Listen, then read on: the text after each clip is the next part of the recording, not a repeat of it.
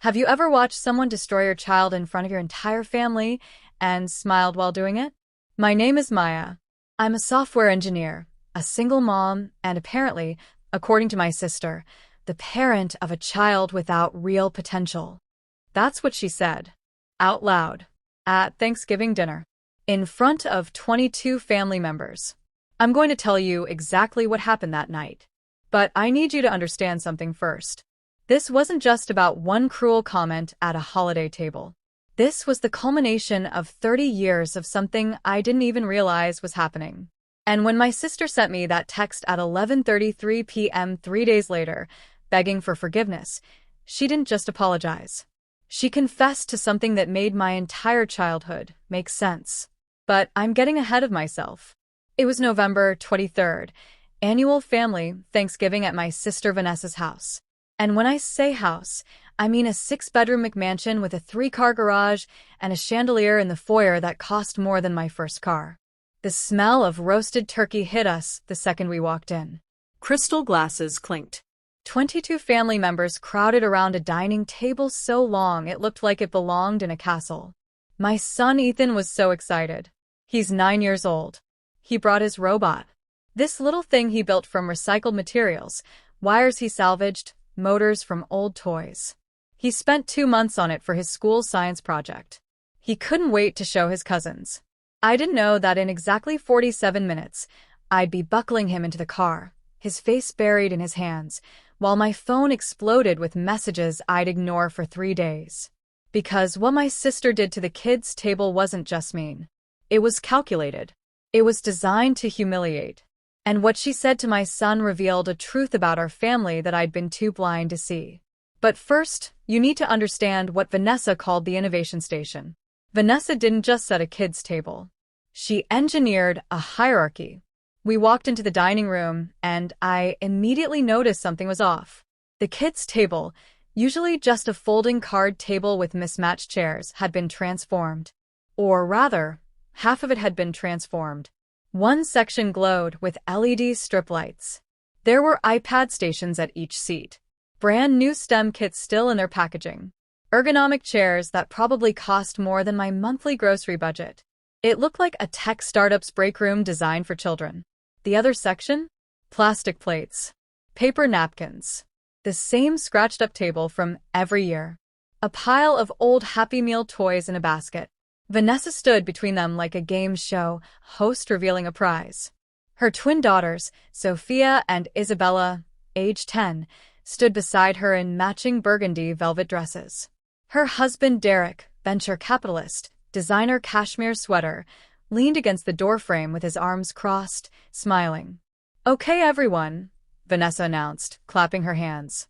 "This year we're doing something special for the kids. I've created what I'm calling the innovation station." She gestured to the LED-lit section like she was unveiling a museum exhibit. This is a space for children who are demonstrating real academic potential and future-forward thinking. Kids who are really going somewhere. I felt my stomach tighten. Did she just say what I think she said? The Innovation Station has everything they need to explore, create, and connect with other high-achieving young minds. My cousin Lisa laughed nervously. "Van, they're just kids." Vanessa smiled. "Exactly. And it's never too early to recognize excellence." She immediately seated Sophia and Isabella at the Innovation Station.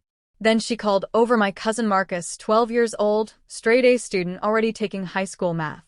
Then little Lily, age 7, who'd just been accepted into the gifted program at her school. Ethan stood beside me, clutching his robot. His eyes were wide with excitement. He thought this was amazing. He thought he was about to be part of something cool. "Mom, can I show them my robot?" he whispered. I nodded, my throat suddenly dry. He walked up to Vanessa, holding his creation like it was made of glass. "Aunt Vanessa, look what I built. It can pick up objects and—" She glanced down at him, then at the robot. Her smile shifted. It became something else.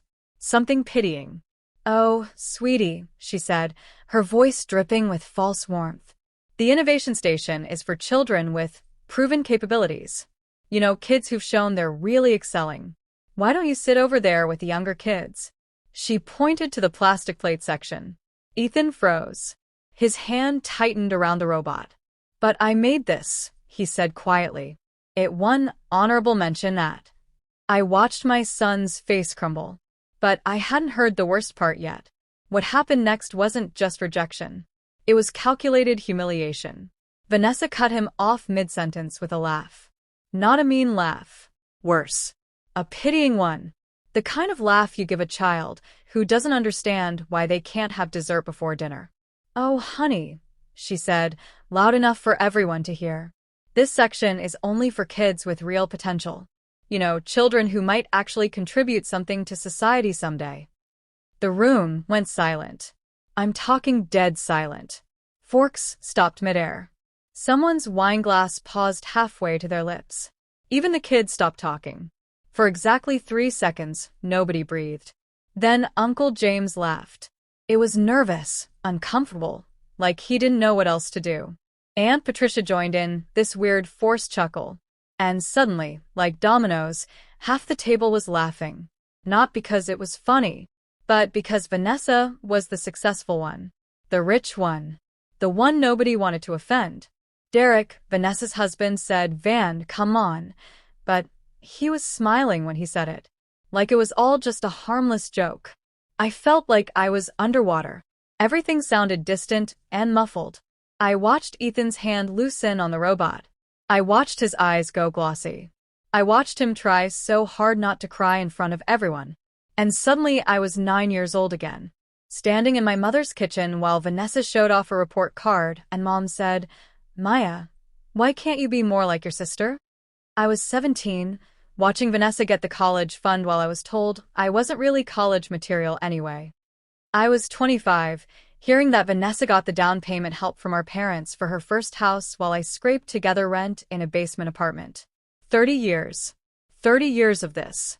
My son stood there holding a robot he built with his own hands, with his own brain, with his own hope. And my sister just told him he wasn't good enough. I stood up. Everyone looked at me. I think they expected me to laugh it off. Or maybe defend Ethan with words. Give some speech about how every child has value. Instead, I said 2 words. "Ethan. Coat." Vanessa blinked. "Maya, don't be so sensitive." I was just, "Your coat. Now." I didn't raise my voice. I didn't yell. I didn't explain. I just walked out with my son. What I didn't know, the real reason Vanessa did this was about to come crashing down. My phone became a weapon, and I refused to answer. The car ride home was silent. Ethan sat in the passenger seat, robot on his lap, staring out the window. I gripped the steering wheel so hard my knuckles went white. I didn't trust myself to speak because if I opened my mouth, I was going to cry, and I needed to be strong for him. We were 10 minutes from home when he finally said it. "Mom, do I not have potential?" I pulled over, right there on the side of the road. I unbuckled my seatbelt, turned to him, and pulled him into the tightest hug I've ever given. "You have more than potential," I whispered into his hair. "You have something better. You have heart. You have creativity. You have kindness. And those things are worth 1,000 innovation stations." He cried then. So did I. By the time we got home, my phone was already exploding. 14 missed calls from Vanessa. 23 from our mother. Texts flooding in like a tsunami. I ignored every single one. Day 1, the messages were defensive. "You're overreacting. It was just a joke. You're being too sensitive." Day 2, they got angrier. "Mom says you ruined Thanksgiving. You owe Vanessa an apology. You embarrassed the whole family." Day 3, the flying monkeys arrived. Cousins I barely talk to. Aunts I see once a year. All of them with the same script. Vanessa's just honest. She tells it like it is. "You've always been too emotional." I sat there, reading message after message, and something clicked. This wasn't new. This was a pattern. A pattern 30 years old. Vanessa got the college fund. I worked 3 jobs through state school. Vanessa got the down payment help from our parents. I rented until I was 35. Every promotion I earned, every accomplishment I achieved, was met with "That's nice, But Vanessa just made partner, or good for you. But did you hear Vanessa bought a vacation home? I looked at Ethan doing his homework at the kitchen table. Brilliant kid. Kind kid. Creative kid. A child who spent 2 months building something with his own hands. And I realized something. I was done. Done protecting Vanessa from consequences. Done making myself smaller so she could feel bigger. Done teaching my son that family gets to treat you like garbage and you just smile and take it. Day 3. 11:33 p.m. My phone buzzed. Text from Vanessa. Long message. I could see the desperation even in the preview. First line. Maya, please. I need to tell you why I said that. I almost deleted it without reading. But the second line made my blood run cold. The truth wasn't an apology. It was a confession 15 years in the making. I sat in my dark kitchen, phone screen glowing, reading words I never expected to see. Maya, I'm drowning. The house, the cars, the lifestyle. It's all debt. Derek's firm is failing. We're 3 months behind on the mortgage. I've been maxing out credit cards just to keep up appearances. And I've been taking it out on you. On Ethan. Because watching you be happy with less makes me realize how empty everything I have actually is. I read it twice. Then 3 times. But that wasn't the bomb. That came next. There's something else I need to tell you. Something I should have told you 20 years ago. When we were teenagers, you remember how mom and dad said you weren't college material. That you should maybe look into trade school or community college. My chest tightened. I told them that. I told them you weren't smart enough for university. I was terrified you'd go to the same school as me and outshine me. You were always smarter than me, Maya. Always.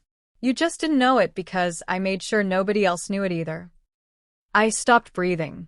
Every family gathering where they overlooked you, I set that up. Every time they compared us, and I came out ahead, I fed them the narrative. Every joke at your expense, I planted the seed.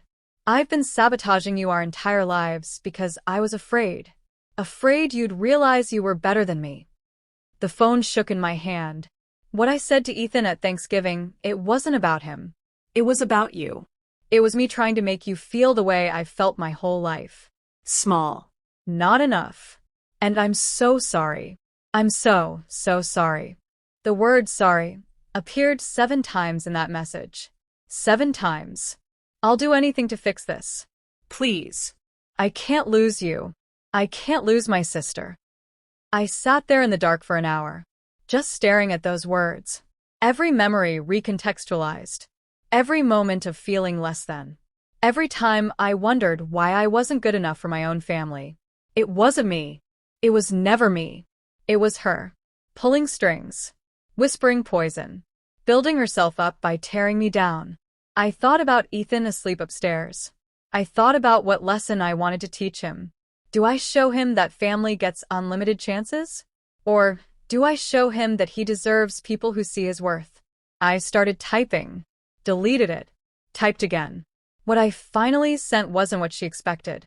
Vanessa, I forgive you. But forgiveness doesn't mean reconciliation. Ethan will never be in a room where his worth is questioned. Not by you. Not by anyone. I hit send. Then I blocked her number. I set boundaries with the entire family. One simple rule. You see Ethan's value, or you don't see Ethan. Half of them called me dramatic. The other half went silent. And honestly, I've never felt lighter.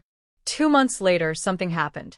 Ethan's robot, the one he was holding that night at Thanksgiving, the one my sister dismissed as worthless, it won first place at the regional science fair. First place. Out of 127 other kids.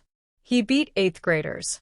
He beat kids from private schools with unlimited budgets and professional tutors.